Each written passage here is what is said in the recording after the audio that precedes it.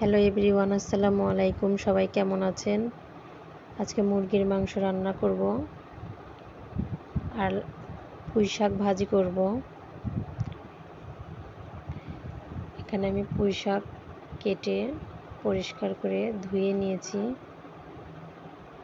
আর কাঁচামরিচ, পেঁয়াজ, রসুন সব কেটে নিয়েছি।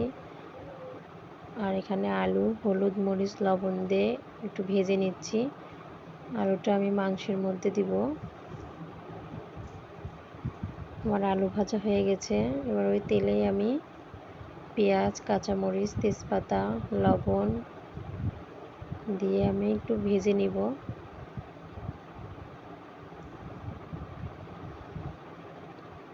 তারপর এখানে আদা বাটা, রসুন বাটা দিয়ে আমি পানি দিয়ে দিব। এবার আমি সব রকম মশলা দিয়ে দিব। মরিচের গুঁড়া,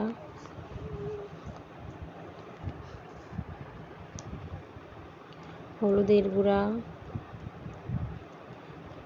জিরার গুঁড়া,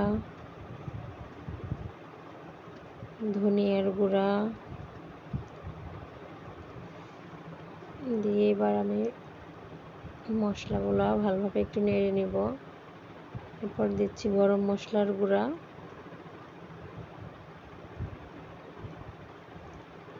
দিয়ে মশলাগুলো ভালোভাবে কষিয়ে নেব।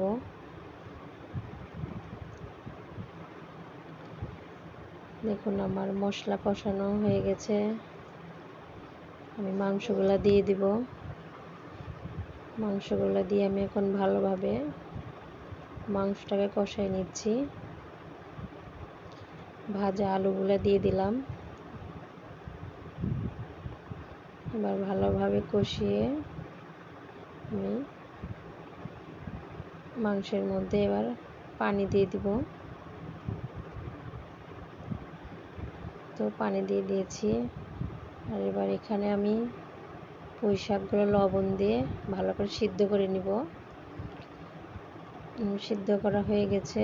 এখানে আমি পেঁয়াজ, কাঁচামরিচ, শুকনা মরিচ, রসুন দিয়ে আমি এবার শাকটাকে ভেজে নিব।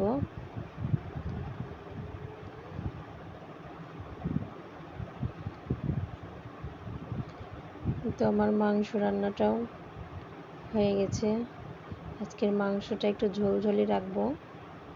ভিডিওটি কেমন লাগলো অবশ্যই জানাবেন।